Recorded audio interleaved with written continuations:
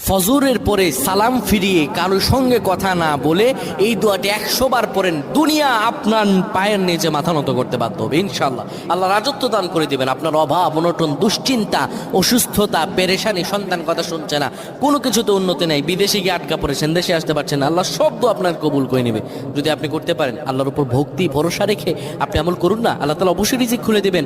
আল্লাহ তাআলা আল্লাহু খায়রুর রাজিকিন, আল্লাহ হচ্ছে উত্তম রিজিক দাতা। আল্লাহ আপনার তো অবশ্যই কবুল করবেন। আল্লাহ বলেছেন উদউনি আস্তাজিব লাকুম, আমার কাছে চাও আমি দিয়ে দিব।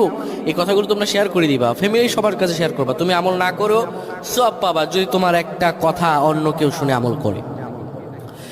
আমার প্রিয় ভাইরা, ফজর নামাজের পরে নবীজি কখনোই আমলটা ছেড়ে দিতেন না।